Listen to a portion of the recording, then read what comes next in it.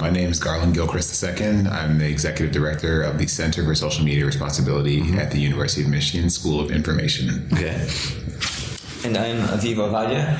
I'm Chief Technologist at the Center for Social Media Responsibility at the University of Michigan School of Information. Okay.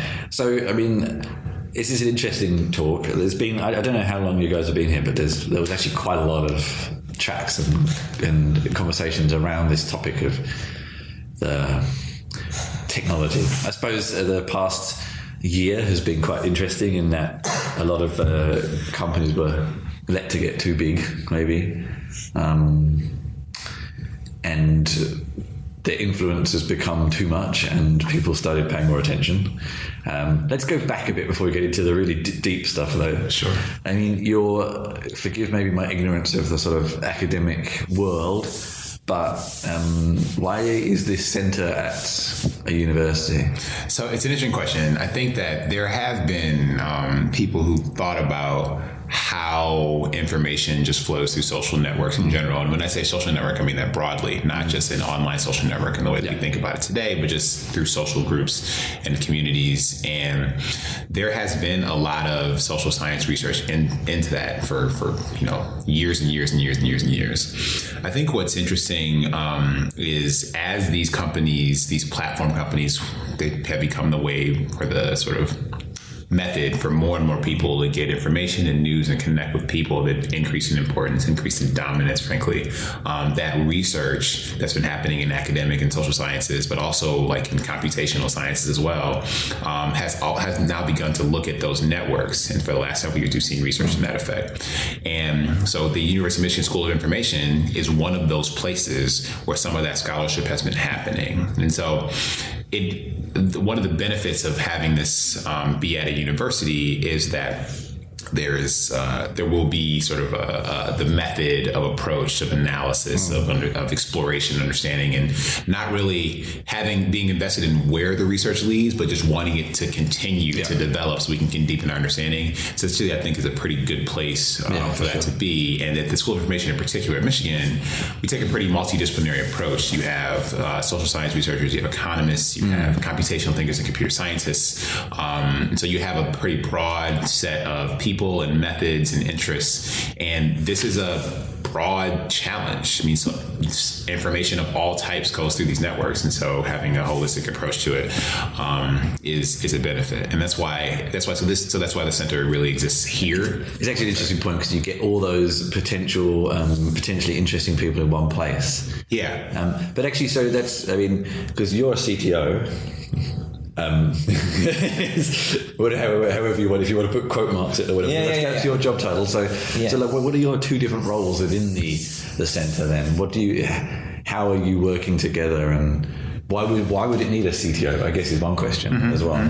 What are you actually intending to build something? Well, sure. So I'll start, and then Aviv will talk about the chief technologist role. So as the executive director, so the center is the impetus for the center came from the leadership at the School of Information. So the dean, Tom Finholt, the associate dean for research, Paul Resnick, they began marshaling these conversations both internally in the school and to others in academia and in industry about whether this had value, given the moment that we're in.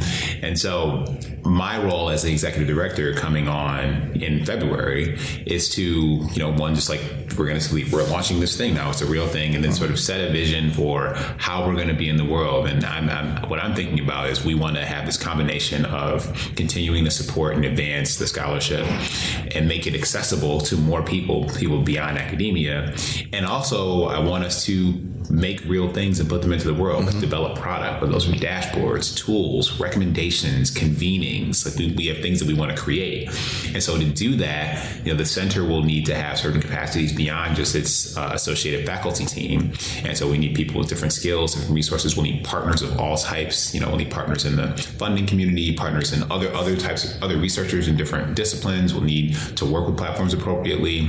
So my role is to kind of put together a vision and make sure the resources are there to execute on a broader vision so that we can have an impact on sort of defining what it means to be responsible on social media, defining what it means to have healthy and productive, high quality connections on the media that we use today and in whatever we're going to use tomorrow. Like, I think social media is not an eternal thing. It's going to evolve, and so we're going to think about that. And yours would be more, I guess, providing input on what's reasonable and realistic in terms of implementation and how some products might be created themselves as well. Or? Yeah, I mean, one of the parts of my role is to help create these systems or products that help us understand what's happening in the media ecosystem. So right now, everyone sort of sees their own little slice. And they might have no idea what's happening in the broader ecosystem, and they don't. And this is a problem that I saw in 2016, where everyone was like, everything is sort of, it's not great, but things are fine. Yeah. And I was looking at what was happening with the entire ecosystem, and that looked really, really dark. And I want to be able to create tools that show that to everyone in a way that's meaningful to them, and especially in a way that can help the platforms and policymakers, civil society, organizations to understand what's actually happening in the ecosystem overall, built off sort of my research and built off some of the amazing research that the faculty at UMSI have developed. Do you come from a developer background at all? Or? Yeah, so I mean, I studied computer science back at MIT back in the day, and I've done both and software engineering, product design, research, sort of across the board. So actually a question for you, because I have been doing talks on ethics at European tech conferences recently, and also I still do, and in fact it's how I make most of my income. The journalism is one side of things and it's fun, but I make a lot of my income from doing documentation work and things like that. And the reason I relate the two subjects, they're not necessarily directly related, but in terms of their ways of making code better that often developers don't really want to hear. Things that you want them to, listen to your users more, document more, be more ethical, etc. It's like, I just want to play with the next cool tool, Right. So what brought you interested from just coding into the broader picture? I mean, even before I learned to code, I was interested in how do we create systems. Like, I remember this in like middle school and high school, being like, how do we organize knowledge in a way that is better than the way that I'm getting it from my teachers, and like that's the thing that I cared about. And then going into as I became as I started learning how to write code, I was like, I can use this code to do that even better. And I tried to create a Wikipedia for everything, and that sort of thing you do when you're like 18 or but as I at MIT, I really started to question more about, well, is this technology thing really all that it's shaped up to be? Is it actually a net win in all cases? And the answer that I found was that no. Yeah. It's, technology can be great and it can be not great. And it may not bring you into the world that you actually want to live in. It may bring you to a world farther away from that. And so that's been a focus of my sort of thinking and my work, as much as I've been able to make it be that for as long as I've been working. And was there, for both of you, was there a personal, direct or indirect moment that made you want to be involved with the center? Well, it's funny. So for me, I too was educated as a computer scientist. Okay. I went to the University of Michigan and I was a double major in computer engineering and computer science, kind of the hardware, software side. Yeah. And more broadly, if we talk about the School of Information itself, like when I was an undergraduate student, I took 2 courses at the School of Information, but they didn't have an undergrad program at that time. But I took 2 graduate courses there, and one of them taught me the concept that was most fundamental to how I view the world today, and it was this notion of information asymmetry. This idea that when you have let's say you have 2 parties in a relationship, those parties have different levels of quality of information, different levels of access to information. They can access things more quickly, and so once that sunk in, it actually changed the way I looked at relationships and contracts and things very broadly, which has impacted my career path as a result of that. And so that sort of principle is also really underneath a lot of the things that we're talking about in terms of like information asymmetry is at play when you're thinking about how do I know, what information do I need to be able to trust what I'm experiencing, and so or to have a full grasp or put this thing into perspective or context. And so when the opportunity came up and it showed that the School of Information was doing this particular thing, I thought back to that moment when I had this aha, and it really sort of cleaned my glasses, if you will, in terms of how I could see things in the world. I was really excited about this problem, and as someone who in my career went from being a software developer to being someone who used technology to, encourage, engage, mobilize people to solve like real on the ground, whether it's life and death or, dollars and cents problems for people. I thought that this was a really amazing opportunity to activate all that. And did either of you have a moment in your your programming, engineering, developer backgrounds where you were working on a project that made you think, this isn't a good idea. I don't want to be working on this. Oh, yeah, definitely. I can't talk about that. Yeah, fair enough. I think I might say that. It's funny. Like, I mean, I certainly, in my career, I was a developer at Microsoft. Okay. And they have a mix. And I went to let's be clear. The experience was fantastic. Yeah. I mean, it was nothing but fantastic. What I found, though, is that I found it more fulfilling to use my technical training and experience to help people on a more individual level, as opposed to just helping people like at work. Yeah. I found it interesting to help people in their neighborhoods and communities. Mentoring. So I didn't have a moment where I never had a moment that said that. Being a software engineer is awful. I never had that moment. I have moments in saying I could be a software engineer that applies those skills to a different domain. Yeah, it's actually. I mean, the nice thing I hear so far with this is that it is involving engineers, because I think one of the problems with a lot of sort of leading back to what I said was that so many times developers are told they should do better things by people who aren't developers. Mm-hmm. And whether it's wrong or right, you have a tendency not to listen to people you don't really think are the same as you. Sure. And I've been thinking about this subject quite a bit, about who are the best people to pass these kind of messages down to developers, especially one thing that's been playing on my mind, because I did this talk in Eastern Europe where there's a lot of outsourcing developers who are very far removed on the chain, and no one really talks about this kind of stuff, but they're actually the people implementing a lot of projects. And I was starting to think people like engineering managers, dev leads, things like that are probably the best people, because they're sort of in the right part of the chain. They speak to business people and product people, but they also speak to the engineers, and the people that the engineers listen to. Trying to think who. Yeah, I mean, I think as you're thinking about how you can have impact to change any sort of industry, any sort of system, you need to understand the different people and the different roles they play within it, and realize that they have influence and power in their own way, and respect that and acknowledge that, and want to work alongside them and listen to them. People in different positions have perspectives that are incredibly valuable, and so that's why I talked about the importance of the center working with others and partnering and convening. We need to have conversations where we understand what people are feeling and experiencing and thinking, and the ideas they have towards solutions. Well, this is a good point to go into.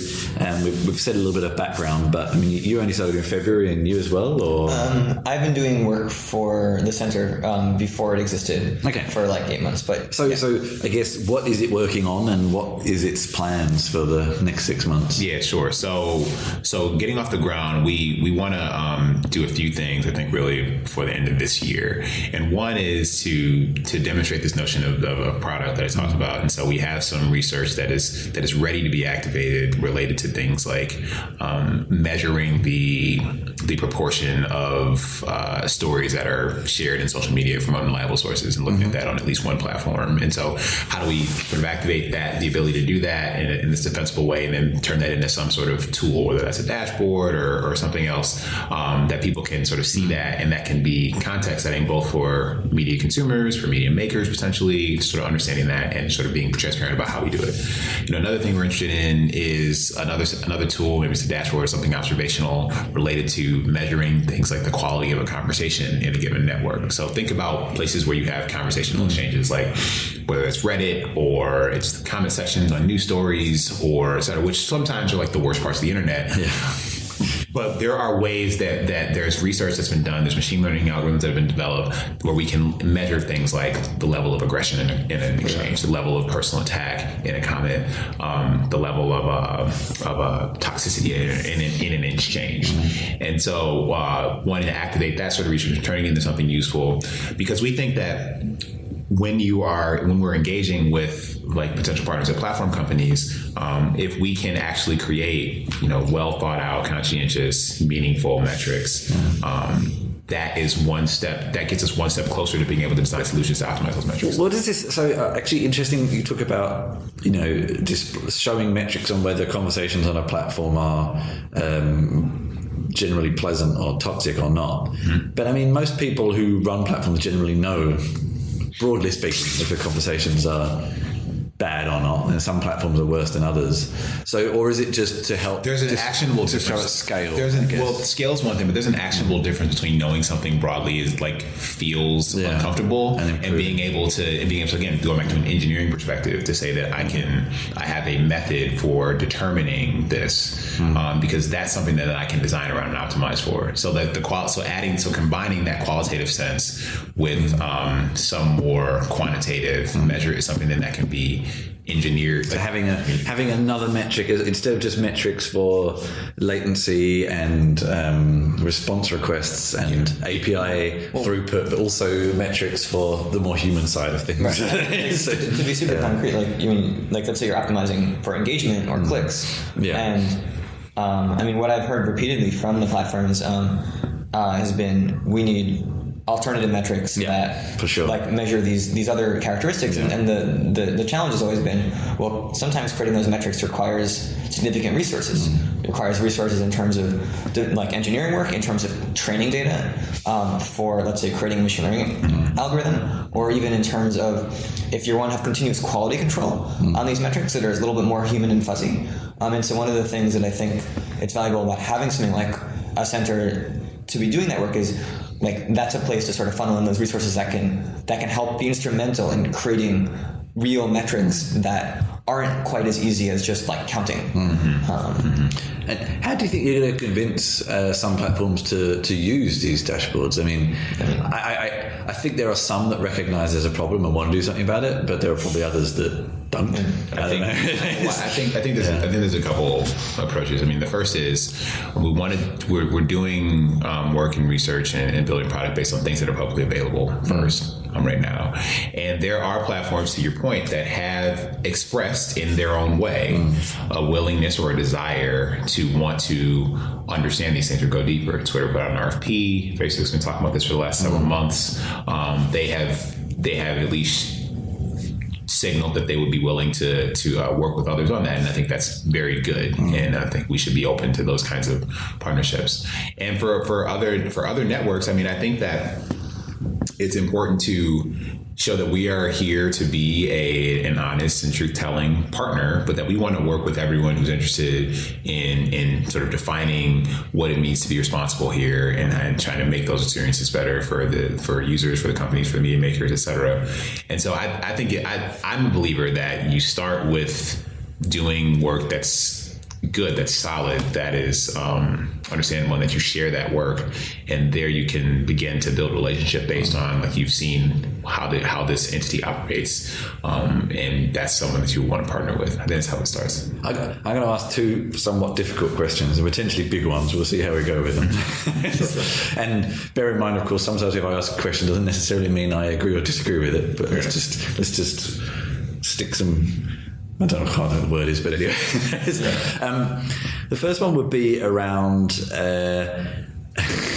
you are expressing a fairly engineer-like solution to a problem. But humans are not as clear-cut as that sometimes. So let's take, for example, like in the past where Facebook was accused of being too left-leaning in terms of the way it moderated and things like that. This sort of problem of if you take...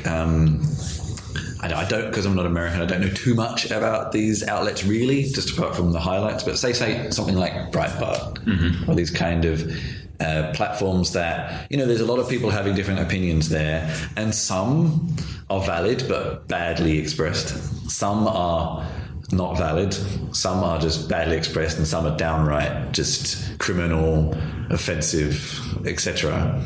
How do you kind of metricize, if that's a word, like honest conversation that you may or may not agree with versus things that are genuinely unconstructive and unhelpful, and it's going to depend very much on kind of the platform and the context. But yeah, I mean, I think we both can chime in on that. Yeah. I think where I would start though is, this is where, let me refine it two ways. So one, talking about an engineering-centric response we were saying. So I'd like to be clear as to what being an engineer is. And an engineer is really just a person who thinks about problem solving in a relatively structured way. So that actually isn't limited in terms of how you do solutions. It's just like that's you having approach problem solving. And on questions like these, like this is the benefit of being able to look at and work alongside people who have been doing research on this type of stuff in communication and linguistics and social sciences more broadly. This is why they are super valuable as partners to be that is hard. But it is, because something is hard, it just means we need to think about it in a more big way and not cower from it. But I won't pretend that we have that there's a concrete answer to that question right now. I think Aviv has done some more thinking on it than I have, certainly. But we are, that's exactly the kind of things you want to tackle, and because it's hard, that's why we need to tackle it. I mean, just as an example, I'm not saying this is the right approach, but this is a concrete way to think about this. The problem of, well, how do you distinguish between, let's say, these two types of conversation? One which is, maybe, how did you describe it? If you can re-describe the two types of conversation that you're trying to distinguish between. There's conversations that you as an organization may not agree with, but are valid in a democracy. And then there's just downright offensive conversations that are not constructive to anybody. And sometimes when people get very passionate about subjects, you get a bit of a mixed bag, and sometimes it comes out the wrong way when there's actually elements of things that should have been discussed. They were just discussed very badly. It's also and that's also relative, right? I mean, if you think about of course. The problem as well.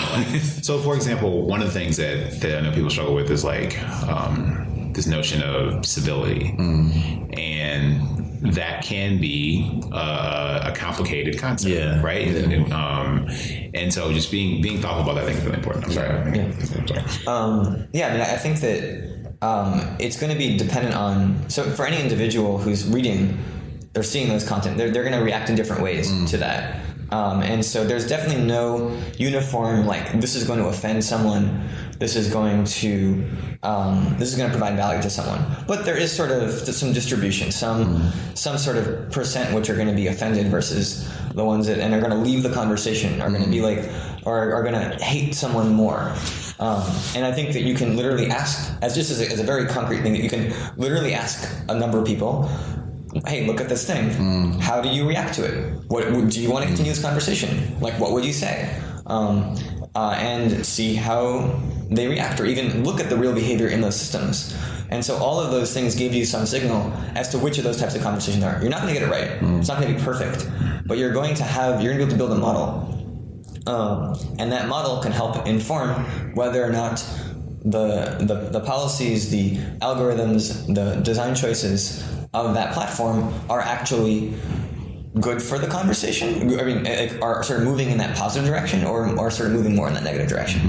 And this is actually, I think, one of the things that has been a criticism, has been missing too much in discourse recently, is constructive discussion. We've always disagreed with each other, but we used to be better at disagreeing with each other. And now we've kind of devolved into, I don't agree with you, screw you, etc. Whereas previously we'd say, I disagree with you for these reasons, and you'd say, I see your point, I disagree with you here, and we seem to have lost that art. So part of why it's important to be able to observe and measure and see what the indicators are for these things is so that it can be rewarded, right? I mean, and those systems for rewarding certain types of behavior, certain sort of styles of behavior on social media, like that is something that is designed into that. Those reward systems are designed and created. What we recommend is designed, and so we are not powerless to think about how we can reward those types of behaviors.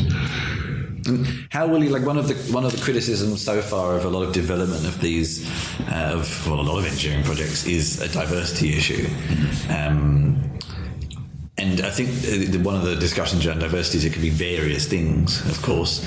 So how will you address your own, I think in this particular case, probably more intellectual diversity on the subjects you deal with? Will you hire people from different backgrounds and different kinds of sides of...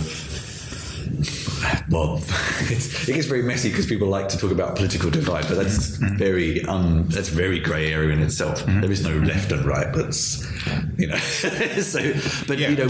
Will you look to maybe hire a data scientist who's worked at Breitbart, for example, or someone who has expertise, but in a very different world to maybe where you came from, to bring different perspectives into the mix? I mean, I think it's important. Yeah. I think diversity across all of its axes are important. And even if we're thinking about, again, we're going back to these ideas, these metrics like civility, what is a dangerous or uncivil conversation to me as a Black American man is different than someone who does not have those characteristics, and we need to be mindful of that. That's why this is we need to be very conscientious about how we're designing these things, and that's also why it is important to have people from different walks of life, different ideologies, different skill sets, different disciplines as part of the broad set of people who are thinking about these. So I will be doing my best to be mindful of that as executive director and thinking about how we grow and thinking about how we partner as well, because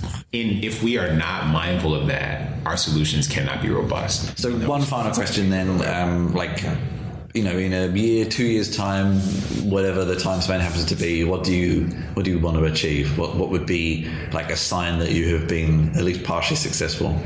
Well, I think you can look at unicorns and rainbows everywhere, all over the internet. You can think of it. You can think of it in terms of outputs and in terms of outputs and outcomes. So, from an outputs perspective, I talked about product. Right. So I want us to deliver tools that are relevant across different audiences. So tools that are usable and accessible to media consumers, tools that are usable and accessible to media makers, tools that are usable and accessible to platform partners.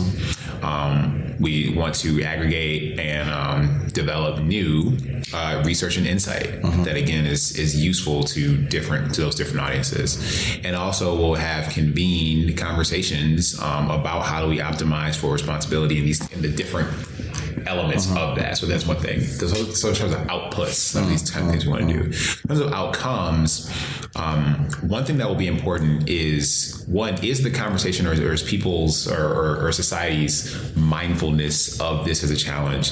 Has that persisted in a way that people have deepened their understanding of it and deepen their willingness to work on it from wherever they sit? I think that will be an important sort of qualitative outcome to show that we are still mindful this is a challenge, and therefore we want to be having our eye toward solutions, and then seeing that the center is one of the partners that people who want to work on this problem can partner with. I think that's what I want to see as far as an outcome.